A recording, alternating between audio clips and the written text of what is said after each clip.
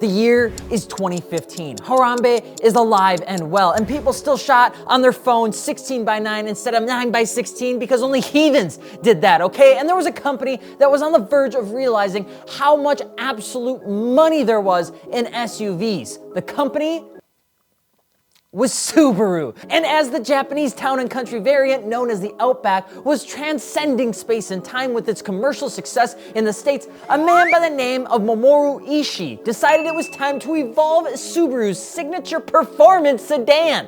A sedan that would shake the world with its rumbles and then their wallets at approximately 90,000 miles. A sedan that would go on to be one of the last respectable climbs in turbocharged four-cylinder car performances until the Civic Type R.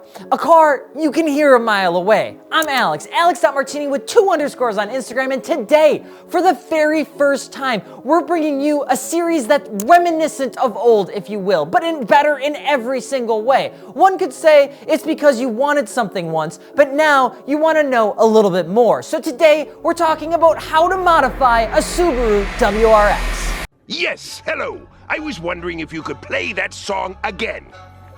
Which one, man? The one that goes...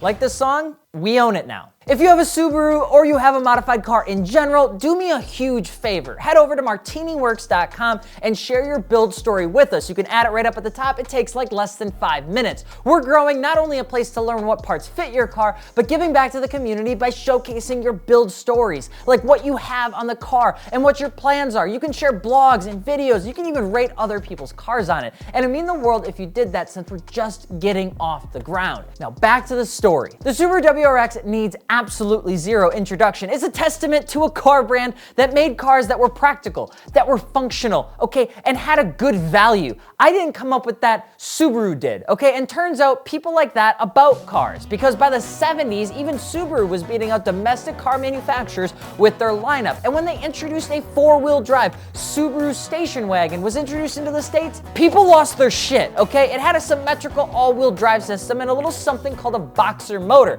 We're eventually mated and birthed out to the platform a new car that would be known as the Subaru Impreza WRX. Subaru just kind of takes the same thing and just stretches or shrinks the car, okay? Winning 5 bang for your buck awards right out of the gate at a mere $40,000, the car performed and acted unlike anything else in the market for the price. And throughout the 90s, 2000s, and early 2010s, not much outside of its own weaknesses could actually touch the value and performance of this angsty looking Subaru. Now taking it up to 2015, WRX kicked the shit out of Impreza, okay? Put the namesake to the curb, outgrowing its former lineup as a car that demanded its own sauce, its own Szechuan, if you will, and its own light, and I agree, probably better namesake, okay? It's my favorite looking WRX next to a clean Bug-Eye, but honestly, it's more realistic to find like a $30,000 Ferrari 458 than it is to find a clean Bug-Eye.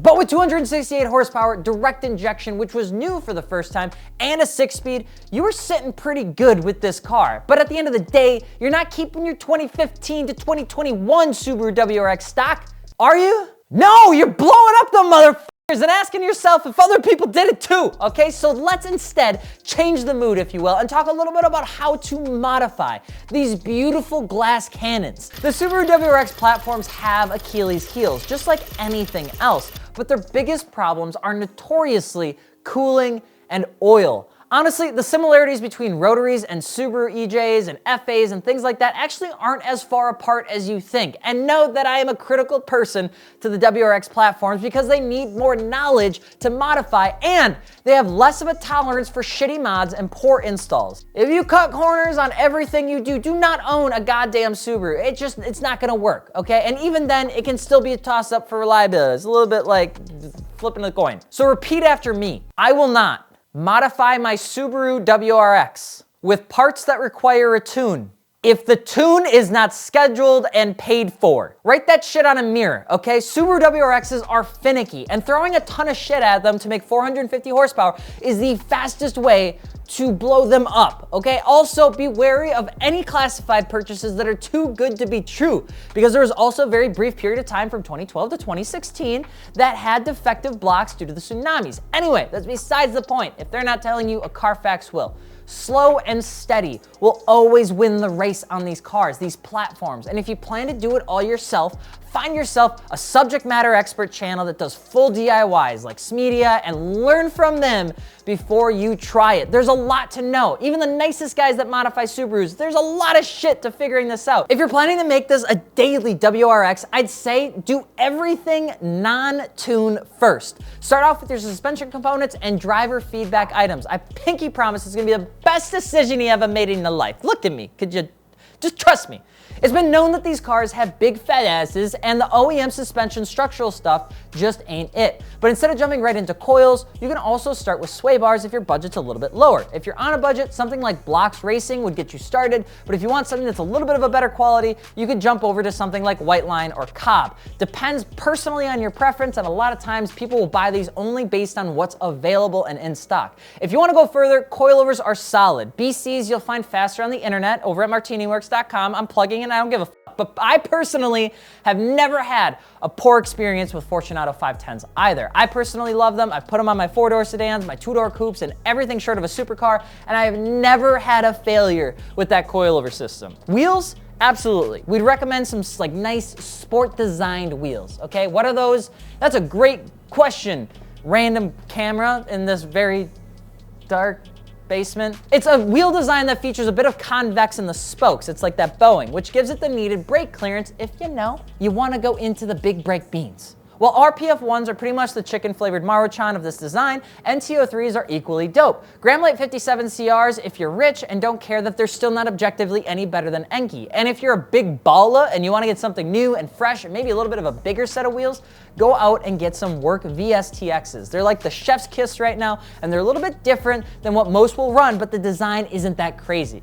By the way, if you're getting mad about the Graham-Light conversation, remember that the 57 CRs are 21.2 pounds and the NTO3s are 19.4 pounds. I don't shoot the messenger. Now here's where things get tricky. The tune zone. Big tune zone, big turbos, blow-off valves. Listen to me, the tune zone is very simple. It's a desolate place where cars go to be reborn like a butterfly. Or they get lost to the abyss of the classified ads where somebody puts at the bottom of the ad, where of course, it just needs a tune. Okay, the tune zone is a very respectable and demanding place to be, and Subaru WRX have zero tolerance for fuckery in this department, which is why they have a bad rep for blowing up. How do you fix it? You learn about the tune zone. Okay, intercooler swaps from top mount to front mount or vice versa, and you end up buying some Mishimoto radiators from your boys. Tune zone. You're in the tune zone, okay? Say it with me, tune zone. Anytime you're looking to change the air, the fuel, or the breather nostrils of these cars, it requires a tune. Simple as that. Doesn't matter how simple you think the change is, doesn't matter how small you think the change is, doesn't matter if you think, oh, it's an easy mod, so that doesn't mean I need to tune it. It's not like a maybe, it's not like a recommended, it's a must. Just don't mess this part up. You just gotta trust me on this. Otherwise, you're gonna have a terrible, terrible experience. These cars weren't really tuned to perfection from factory, in my opinion, and further confusing it with parts that give it variance outside of what it expects is a surefire way to blow it up. Now, it is just a flat 4. It's not like some forged engine block like an F-Series out of an S2000. And if you're buying used, you're buying used. I don't know any other way to say this. Oh, Alex, I'm looking to modify my 2015 WRX. I don't want to do basic maintenance. Okay, like listen, you need me to tell you this. This is important because 90% of the people that buy these cars get it wrong. The best modified Subaru is a well-maintained Subaru. They will not do anything besides give issues